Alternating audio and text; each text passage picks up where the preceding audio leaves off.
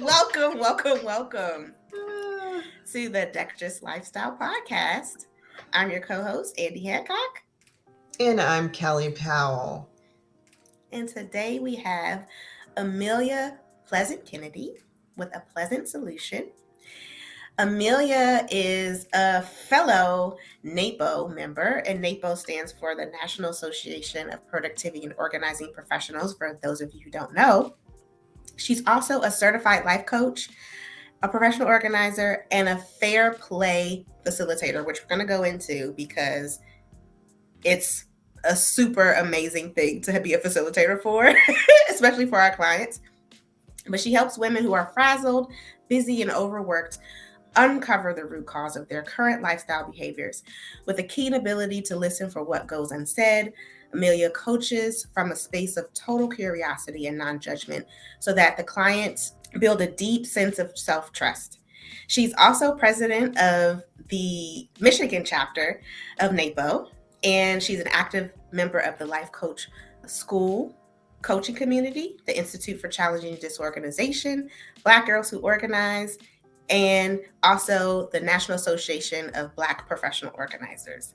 In a world filled with chaos, we try our best to create a balanced lifestyle. We love to be productive, but we also love to rest. We love to be efficient, but not at the cost of our peace. There is a direct correlation between our habits and our happiness. The dexterous lifestyle is meant for those of us who live hectic lives. But with the right tools, information, and resources, we can strive for order, peace, health, wealth, and calm. It's not too much to ask. We deserve a dexterous mind, a dexterous body, and plenty of dexterous spaces to support our dexterous lifestyle. I saw that resonated with you, Amelia. I love everything about that. Sign me up. We would love to have you be a guest coach in our Absolutely. lifestyle inner circle. For So sure. good. Tell us a little bit more, Amelia, about who you are, what you do, and kind of like we talked about sandwich generation prior to the show and how you fit into that. For sure. So I was a stay-at-home mom for many years. I had 3 kids within 4.5 years. So busy household. And I just reached a point where I was like, got to start a business, got to do something, listen to my inner voice, because a lot of what I talk about is how what you want deep down matters. And as I started working in home as a professional organizer, I noticed sort of the mental and emotional clutter that many of us carry around on the inside that ends up reflected on the outside. So that's how our spaces end up cluttered as well. And we're overworking, our schedules are really busy. And simultaneously, I was noticing signs of dementia in my mother. And so there was a process of decluttering her home, downsizing her, and moving her into assisted living, all while having children virtual homeschooling during the pandemic, launching a business, and becoming a coach. So multiple balls in the air and multiple households that I was managing at once. And I really was seeking a way to have this conversation with women around all that we manage, all the responsibilities that we tell ourselves we need to withhold, and standards and expectations. And so I became a coach to really dive a little deeper into those topics with my clients and look for ways to lighten the mental load and manage all of these things that we're all currently involved in, for sure. Wow. So you are speaking from experience. I mean, and that's an understatement. Yeah. It is a bit of an understatement because I didn't mention that I'm also intentionally living in a split household arrangement with my husband. We have a long distance marriage and partnership because my son is an elite soccer player. So he lives and goes to school in Florida. My girls live in Michigan. And so there's lots of traveling back and forth. And then, of course, caregiving for my mother is in there as well. Oh my gosh. And how old is your son? He's living. Yep, my son is 13, and there's always a parent with him here on site, which is how my husband and I really, this fair play concept that we're going to talk about became very important because I couldn't hold all of the roles in all of the places at once. So the load needed to be shared, the conversation needed to be started so that all the children's needs were met, our marriage stayed intact, and the communication lines were really open, and things made progress and got done. That's amazing. It is. So you have son in Florida, daughters in Michigan. Are you in a third place, or are you kind of going back and forth? I go back and forth, and then my mother lives in Michigan nearby, the family there. So at times I'm an on the ground care partner, and sometimes I'm a long distance care partner, depending on my location. Mm-hmm. That's a great segue into the fair play work that you do. Can you tell us more about that? For sure, yeah.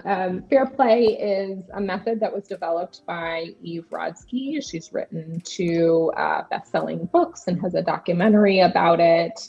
And she took sort of all that we know and experience in our day-to-day, the to-do list, if you're managing and running a household, and she itemized it and turned it into a game, a way that partners can have a conversation around the core care tasks in a household and parenting as well, and begin to identify sort of the minimum baseline expectations of a task and what their shared values are. And it's kind of a playing card trading game. So you take on a task for a definite period of time. You are wholly responsible for every single part of it, from conceiving, planning to executing. For example, school forms for your kids. And then every week you check back in with your partner, talk about what's happened, and then you trade tasks. So no one individual is stuck carrying the load of the a little bit more dull tasks, the daily tasks, the ones that really kind of lead to resentment and irritation in a partnership over the long term. That's a very interesting concept. How does the skill level of one partner play into fair play? Like, you know, someone could be very, very good with money. So they're like, I'll handle the financial part. Or someone could be, you know, very good at the, you know, communicating with the school. And so if you're trading these tasks, it sounds like, and I could. So how does that work? Is it like cross training, or is it like, you know, being able to be okay with the fact that, you know, one person may not have the books reconciled down to the penny? Like, how does that come into play? Yeah, it's both. And it's based in the conversation and the communication. So when you define expectations, you're really having a conversation around, like, what does the word clean mean to me versus clean mean to you, right? We might be in the same household, but we might not be on the same page. So of course, you can play the game in the way that makes sense to you. and one person always be responsible for a certain set of cards if both partners are on board with that arrangement. It's just the key is you're trading, you're shuffling, you're passing them around so that everyone gets the responsibility of stepping up to their full potential, to showing up for each other, and recognizing that all time is equal. No matter whether you work outside the home or inside the home, all labor is valuable and moves the family forward. So it sounds like the catalyst for this really is honest and clear communication. Because if you're not honest, then the system is not going to work. Yes, and the goal is for each partner to reclaim their right to be interesting. So what gets lost when we work full time and we care for others full time is our personal passions. And we forget about ourselves and we put ourselves last and we say, we'll get to it someday, maybe. But when you share the load, you can identify whether it's 30 minutes a week or 3 hours a week, where each person, then one of the cards, is claiming time for their own personal interests and passions. And when you understand your partner's why behind what it is they want to do in their free time, not only does it encourage respect in the relationship, but it brings back joy and excitement because you get space to kind of be yourself and then come back and support the family and the larger picture. Wow. I love this because it addresses the fact that none of us are monolithic. We have so many different facets to who we are, and all of those deserve time and attention, which is going to be holistically just beneficial for the individual. Sounds great. And we know that these conversations aren't happening, right? We know that women in particular are carrying the brunt of the mental and emotional load within the household. And this gives structure and space to make visible, to give value to what is traditionally invisible within the household. Mm-hmm. I love this on so many levels.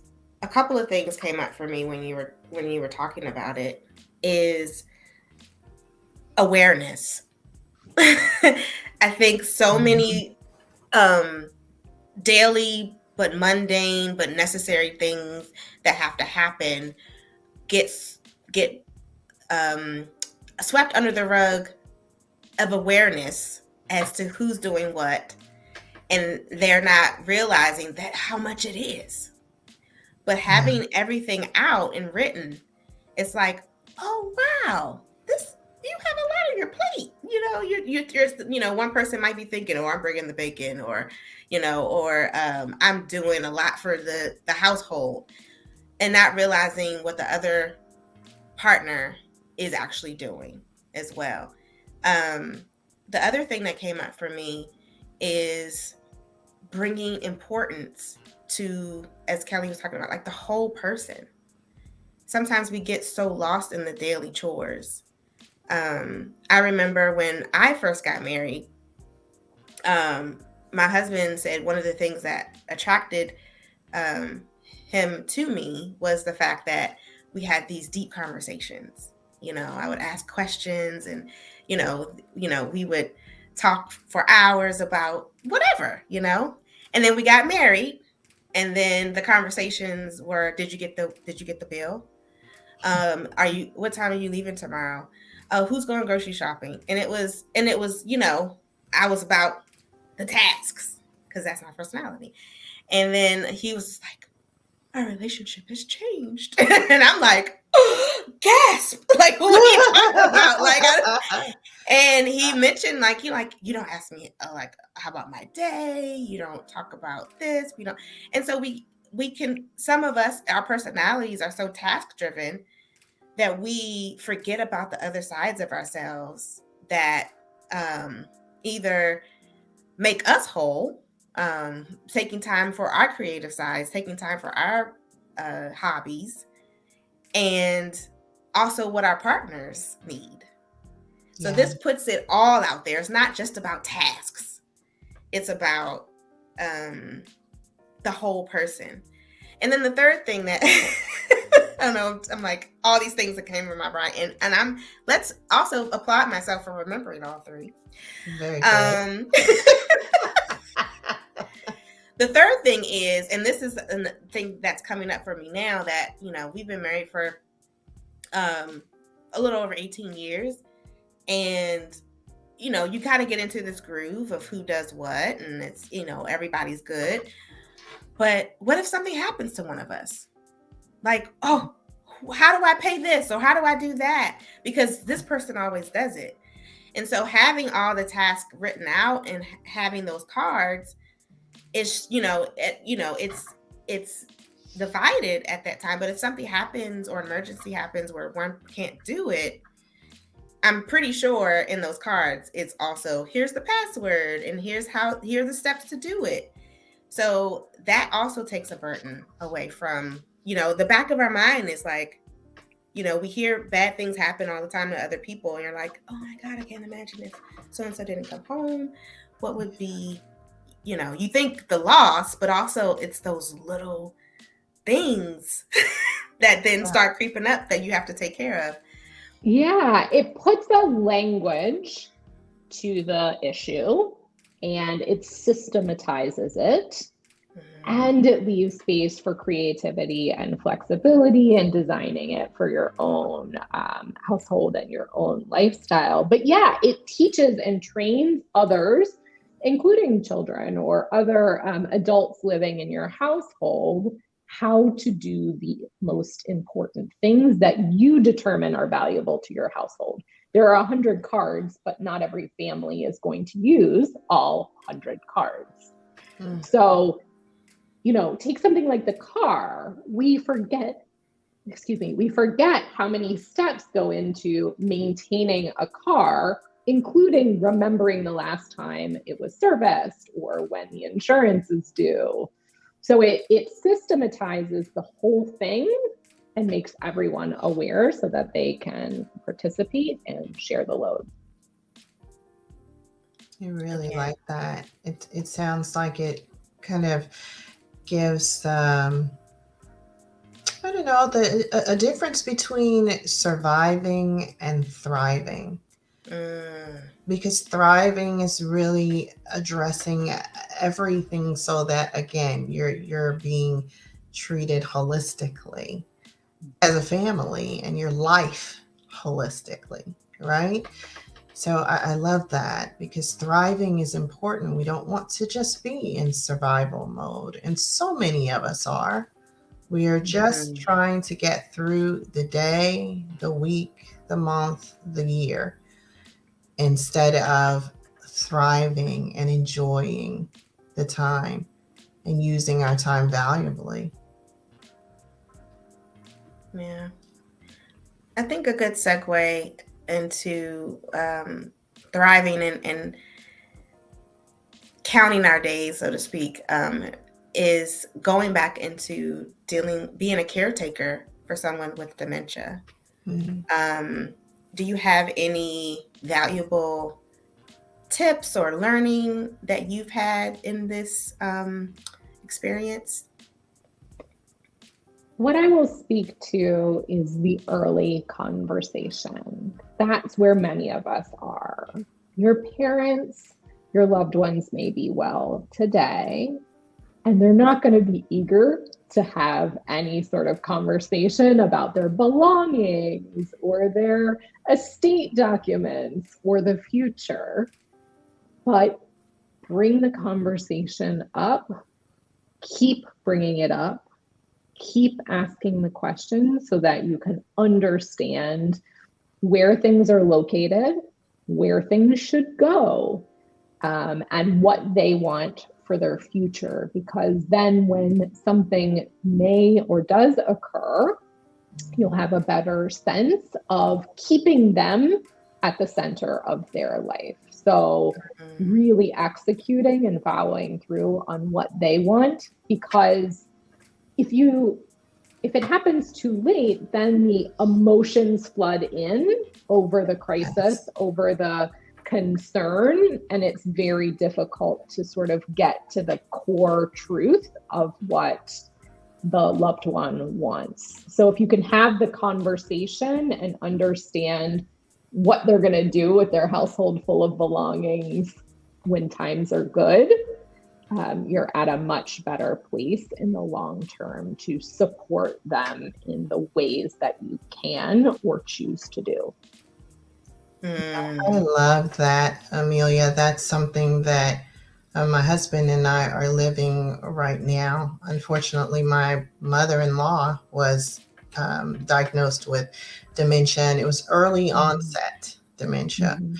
So, with it being early onset dementia, it kind of put everything on our radar for my parents, right? Mhm. Who are not necessarily ready to have those conversations, but it made us aware that those conversations need to happen. And we did start to have those conversations at an early stage because of the unfortunate events with my mother-in-law. So dealing with both sets, it's been challenging, but also a learning experience. With everything that we go through, then there's a lesson to take away from it. And as heart-wrenching as it was to, and it still is, dealing with my mother-in-law, there's so many lessons that we've learned from it that we're trying to implement into our lives, as well as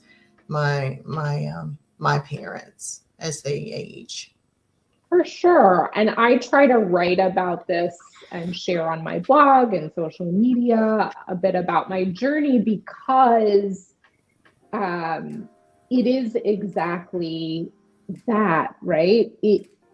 There is so much to learn and to value, and a way to shift your mindset to see what you want for your own future, to know how it is that you want to be treated, to be thinking about these things early on. And the lessons that my mom teaches me every day about how time is actually totally irrelevant.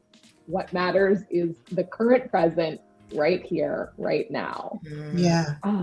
Just so many small things. If you are able to hold space for the sorrow and the grief and the emotions that are, of course, very natural, Yeah. and see a little bit of the silver lining. Yes. Yeah. It reminds me, one of my words for 2023 is presence. And that's exactly why is, when you're an organized person or a planner, you can always stay a week ahead, a month ahead, a year ahead, and you're not enjoying the journey. You're not enjoying the people you're around. The day that you're having is, the week that you had is, and the weather, the anything that are those little things that actually matter in our lives. And so I want to be present and focused on what I'm doing, and enjoy each moment, because it really, not to sound like a cliche, but it is really a gift.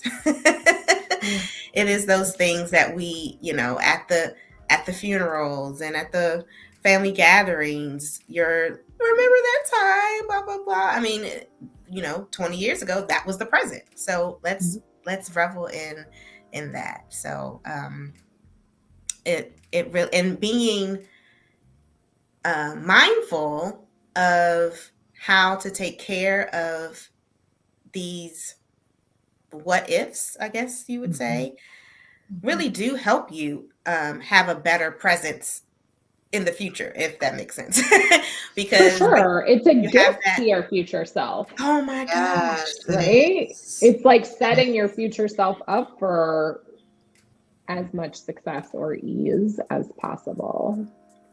you and giving yourself that space to feel the grief. You don't have Mhm. to feel the grief and fill out this paperwork. Feel the grief and Yes. wonder what will Yeah. happen to these assets. You can just, I gave that gift to myself, and now I can process. Yeah. Yes. And even in the present, giving yourself that gift for your future self gives you a peace of mind now. It gives you more space to Mhm. even be able to absorb the present because you don't have those looming concerns and fears about the future. Mhm. We're getting real meta, y'all. We're Ah! big topics. I mean, yeah, they are. But I think the people that think about these things and not get distracted by, what the media or what other people or what our jobs are telling us is important. And we focus on really what's important, then we have better success in emotional health and mental health. We don't Mhm. find ourselves as stressed. I mean, stress is going to be here. It's just part of life. The chaos is going to happen. We can't control the things that are going to happen around us. But if we can just be thoughtful and mindful, and I think we can save ourselves, like you said, those gifts to our future self. Mhm. I mean, that is a lesson in our Dexterous Lifestyle course. And Okay. Yeah. and thinking about your future self, because that's something that has been um, kind of a pillar in my life, that has helped me to do the things where you're like, why should I do that? I'll do that tomorrow. And your tomorrow self is like, really, past Andrea? That's what you think I was going to want to do right now at this moment? And Yeah. then I've had the converse happen where I've laid something out, or I prepped something for myself, or I put something away, and the next day, I'm just like, thank you, past Andrea. Yes. I'm so happy that you did this and you Yeah. remembered to do that. And I kind of look at myself in these moments, and it's been such a life change to remember your future self and honor that person. And it does give you the impetus, even when you're tired. You think about your partner. If they worked all day, but they came home, and then they may have taken care of you while you were sick, or took your car to get serviced, or you're like, you're just so grateful. I know you had a long day and you did all of that for me. Thank you. You can do that for yourself. Yeah. You can do Yeah. that Totally. for yourself. So, Totally. I have in the banner your website, apleasantsolution.com, how to get to you on Facebook, how to get to you on Instagram, and you have exciting news about another channel to get all of your expertise and wisdom. Can you tell us about that? I can. I have started a podcast too. I'm so excited. It will not be a beautiful curated blog or vlog like this, but it will be filled with mindset tips and how to create an aligned and sustainable lifestyle within your home. So I'll be talking about fair play, caregiving, stories from my life, and just all things home life and home organization. It's called A Pleasant Nice. Solution. So made it easy for everyone. Beautiful. But launches this coming week. I'd love to see you. Congratulations. Tuning in. Yes, and we are so excited. Thank you. And where will that where can people listen? Yep, on all your favorite streaming platforms. Just search up A Pleasant Solution. Awesome. Thank you so much, Amelia. You've given us a pleasant time. Yes. Indeed. And delving into so many things that a lot of our listeners struggle with. And not only delving into them, but giving the solutions and expertise that you bring to the table that can help them to overcome that. And I really want you to come back and talk more about fair play to the Dexterous Inner Circle, Lifestyle Inner Circle, because so many people need to learn this. And I might even be hiring you myself for that. Not that I'm saying we don't have fair play here, but there's a lot of things that I think can come out of it by doing the exercise. Mm-hmm. Thank you so much for having me. It's been a pleasure. Thank you. We enjoyed every minute of it. Yes. And so with A Pleasant Solution and all the things that we have for a fair play and dealing with aging parents, we hope we take these topics and continue to live a more dexterous lifestyle.